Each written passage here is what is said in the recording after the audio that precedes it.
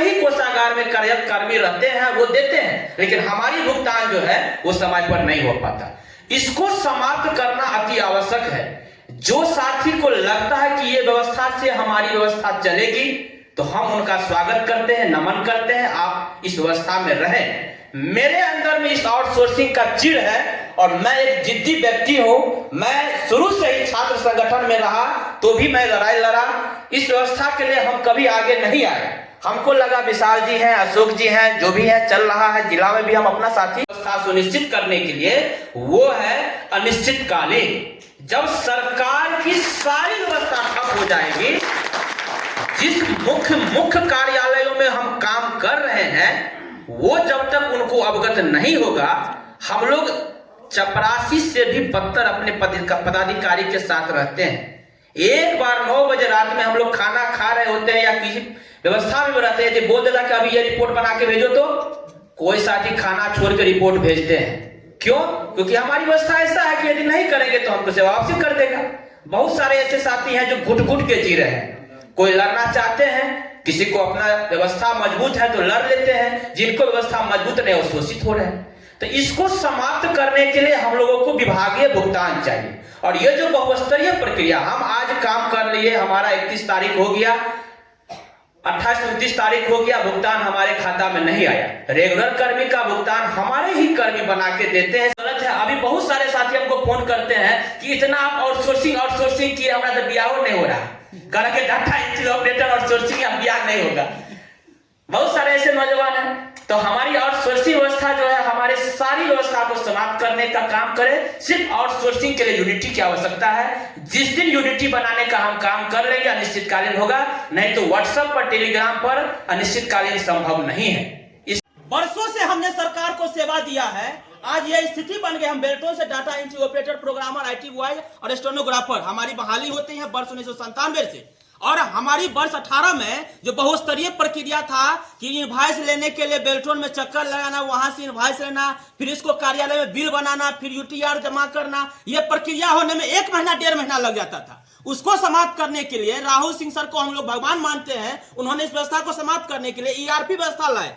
एक तरह से वो भी मजदूरी व्यवस्था है कि आने वाले को सिस्टम बनाना, जो भी हो, लेकिन कम से कम इस व्यवस्था को समाप्त करने के लिए ईआरपी लाए, जिससे हमारी भुगतान सरल से हो रही थी। लेकिन वर्तमान में ईआरपी भाग गया और ना बेल्ट्रॉन के पास डेटा है, और इसकी सूचना भी बेल्ट्रॉन नहीं देता। इतना संवेदनशील बेल्ट्रॉन है कि हमारी व्यवस्था के लिए ईआरपी व्यवस्था बनाएगा, वो व्यवस्था भाग गया, इसकी सूचना होनी चाहिए ना।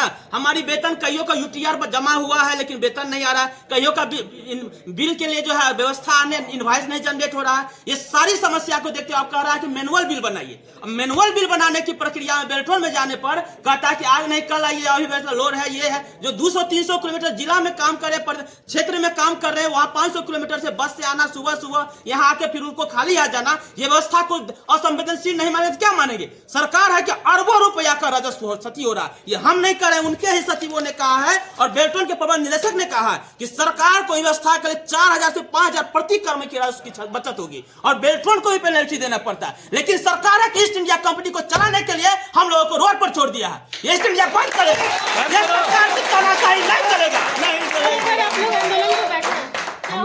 हम लोग आंदोलन पे बैठे और दुर्भाग्य ऐसा है कि अभी कुछ दिन पहले उर्मिला इन्फोटेक के माध्यम से जो हम लोगों की सेवा दी जाती है, उसी उर्मिला इन्फोटेक के ऊपर छापा पड़ा इनकम टैक्स का और कर चोरी का आरोप लगा। और वर्तमान में आज भी हमारी नियुक्ति, यहाँ तक कि वेतन आदि का जो भुगतान है वो उर्मिला इन्फोटेक के माध्यम से ही किया जा रहा है। इसके अतिरिक्त जो ईआरपी व्यवस्था 2018 से बेल्ट्रॉन के द्वारा संचालित की जा रही थी, वो ईआरपी व्यवस्था वर्तमान समय में चरमरा गई है, समाप्त हो गई है। इसके कारण किशनगंज से, समझिए कि किशनगंज से लोगों को ट्रेन पकड़कर आना पड़ रहा है बेल्ट्रॉन, और वहां पर वो विपत्र बना रहे हैं। उसके बाद वो जाते हैं अपने कार्यालय में, उसके पश्चात उनका भुगतान होता है। ये वित्तीय माह है मार्च का, जैसा आप लोग जानती हैं कि ये मार्च का महीना है और 31 मार्च तक सारे पैसे जो है विभाग के अंतर्गत वो सरेंडर हो जाएंगे। तो इस परिस्थिति में ना पैसा मिलेगा, और रमजान का महीना है, होली का महीना है, बहुत सारे ऐसे हमारे साथ लोग हैं जो असाध्य रोग से उनके परिवार में कोई ना कोई जो है वो इस समय संकट में घिरा है। रणनीति क्या होगी आगे आप लोग की? आगे हम लोग अनिश्चितकाल हड़ताल पे जाने वाले हैं, क्योंकि दूसरा कोई विकल्प नहीं है। हम लोग का 2 महीना 3 महीना से वेतन नहीं मिला है, हम लोग इसी पे निर्भर है और हम लोग के पास कोई संसाधन नहीं है। सरकार अभी जो स्थिति कर हम बेल्ट्रॉन को दोषी नहीं मानते हैं, क्योंकि बेल्ट्रॉन के प्रबंध निदेशक ने वर्ष 18 में लिख दिया था सरकार के प्रधान सचिव सामान्य प्रशासन को कि ये जो बहुस्तरीय प्रक्रिया है जिसमें न बेल्ट्रॉन को प्रॉफिट है न सरकार को प्रॉफिट है और कर्मी को भी स्वयं भुगतान नहीं होता, इसे समाप्त करके सीधे विभागीय संविदा करते भुगतान करे। लेकिन ये सरकार है कि ईस्ट इंडिया कंपनी के माध्यम से अरबों रुपया का राजस्व की चोरी होने से बचा नहीं रहा है और वो चोरी करवा रहा है। मानव को वोट पर लाने का काम किया सरकार की तानाशाही है। मुख्यमंत्री आज तक हम लोगों की बात को कभी नहीं सुने। ये क्या है? गोली मार दे, लेकिन इस व्यवस्था को समाप्त करने के लिए हम लोग सड़क पर आएंगे। पानी के यदि मुख्यमंत्री को यह है कि लाठी चार्ज करने के बाद ही होगा तो लाठी खाएंगे, फांसी लगा दे, लेकिन व्यवस्था समाप्त करे नहीं कि मानव का विरोध है। गणना हमने किया है, इतनी गरीबी बिहार में है, फलाने जाति का है, फलाने समुदाय का इतना संख्या है, हम आरक्षण का दायरा बढ़ा रहे हैं। आउटसोर्सिंग एजेंसियों में कौन सा आरक्षण पालन हो रहा है? कहीं नहीं हो रहा है। तो आपकी अपनी ही नीति जो है उसके खिलाफ आपकी दूसरी नीति चली जा रही है। तो इसलिए तमाम अंतर्विरोधों से भरी हुई ये नीति है आउटसोर्सिंग एजेंसियों का। और हमने भी तय किया है, माले की जो बैठक हुई है उसमें हमने तय किया था कि इस मुद्दे को लेकर के सड़क से लेकर के सदन तक पूरे तर्क के साथ, पूरे तेवर के साथ और आप जैसे तमाम साथियों के मजबूत समर्थन के साथ हम लोग संघर्ष करेंगे और इस सरकार की पॉलिसी को अंत में झुका करके मानेंगे। इतनी ही बात कह करके फिलहाल हम अपनी बात को खत्म करेंगे। आप तमाम साथियों का बहुत बहुत शुक्रिया और देर से आने के लिए हम माफी भी चाहेंगे। हम लोग को यही सूचना थी कि 2 बजे से आप लोगों का कार्यक्रम है। जो इतना दूर से चल के आए हैं हमारे सम्मानीय वरीय साथी को मैं नमन करता हूं, नमस्कार, वंदन, अभिनंदन करता हूं।